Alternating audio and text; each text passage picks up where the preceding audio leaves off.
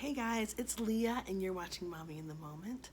All right, so today I am 38 weeks and 4 days.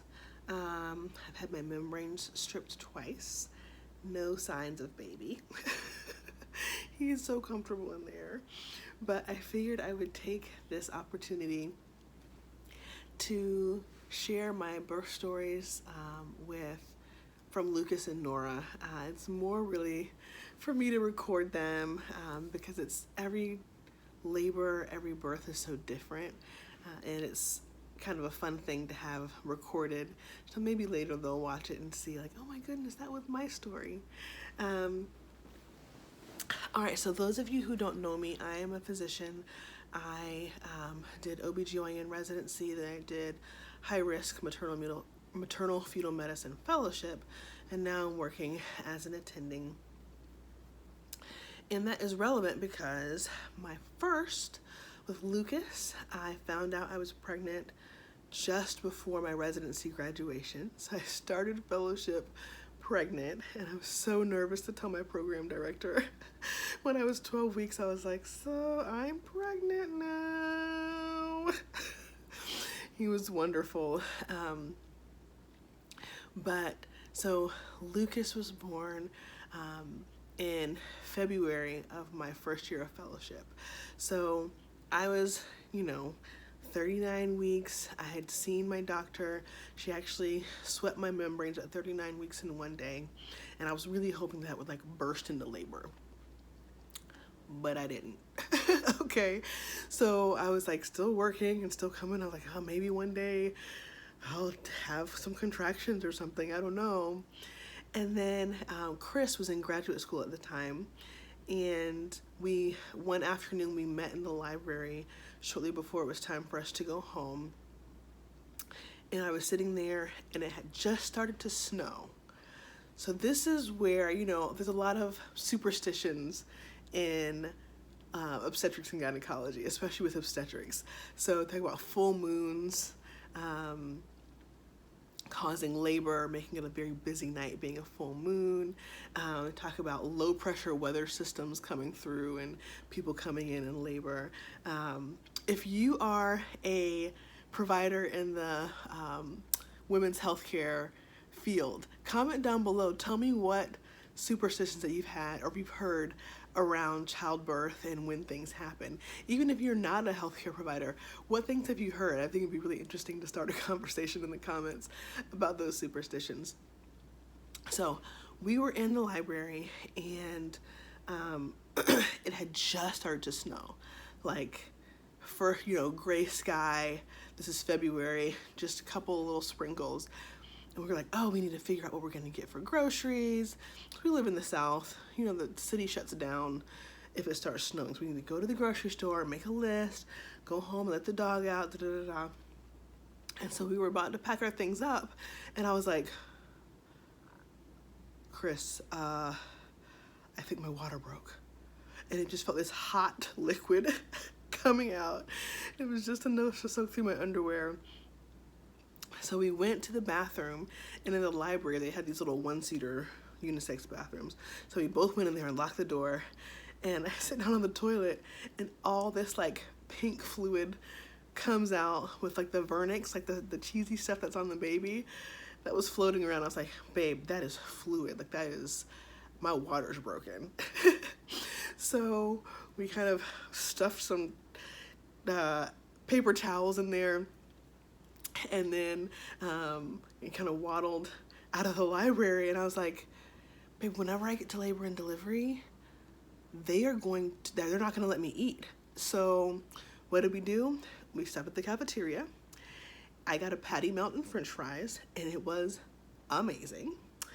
And then we went to labor and delivery. So I was admitted. I was 39 weeks and 5 days. So it was probably 4 or 5 days after my membranes were stripped. When I was checked, I was only 1 to 2 centimeters dilated. They were going to start me on Pitocin straight away, and I was like, you know what? Can I just try the breast pump? Can I just see if that works? So we did that. I actually got to 4 centimeters off the breast pump. And then I stayed 4 centimeters for a while. Like I didn't get past 4 centimeters. And because when your water is broken, the longer you stay pregnant without delivering, the higher your risk of infection. So they're like, you know what? We'll give it another hour or two. If you're unchanged, we'll start some Pitocin. So I was unchanged, and I was like, let me get that epidural first, okay? So I got my epidural, and then they started the Pitocin, and so we were admitted probably around 4 p.m., 4 or 5 p.m. Got Pitocin overnight, and then Lucas was born at 7:44 in the morning. I had a 2nd-degree tear, so I was very glad that I had my epidural for the stitches that were needed afterwards. But he was fantastic, and I definitely was sobbing whenever he came out. But yeah, so that was my story with Lucas. My water broke first, had to be kind of induced, augmented. But I did get my membrane stripped with him. Now, with Nora, she was almost 3 years later, and I was in my first year of being an attending. And so I, probably at around 38 weeks with her, I got my membrane stripped. I didn't really feel it. I was like, oh, that wasn't actually that bad. Interesting. And then but nothing happened. And then a few days later, I was like, let's do this. Come on. I was 38 weeks and 5 days. My co-fellow stripped my membranes again. And that time, I felt it. Okay. I wanted to hit the wall. It was ridiculous. And almost immediately after she stripped my membranes, I was contracting about every 5 to 6 minutes. And I still had maybe an hour of work left after that. So I was in ultrasound, reading scans, and like breathing through contractions. And I got in the car and I went home, and I was like, am I gonna make it home? Like, I would have to be breathing through contractions while I'm driving. So I got home and I told Chris, I'm like, Chris, I'm contracting. I think that this might be it. I don't know. So I got in the bathtub, and he went into like readiness mode. Like, he cleaned the house, and he called our friend that was gonna come and stay with Lucas. We put Lucas to bed. We got him kind of situated for bedtime. And then our friend arrived. We called my parents so they could start coming up from North Carolina. And then we made it to the hospital. Whenever she stripped my membranes, I was 3 centimeters. By the time I got to the hospital, I was 6. So they got my IV in place and all that kind of stuff. And I remember just being like, okay, I'm ready for my epidural now. And so I got my epidural about 6 centimeters. About an hour later, I felt a pop. And I was like, I think my water broke. And so they checked me, and I was 8 centimeters. My water had broken. And then I progressed without needing any Pitocin with that delivery. And Nora was born just after midnight. So that labor was much shorter, so more about from 5 to 1 a.m.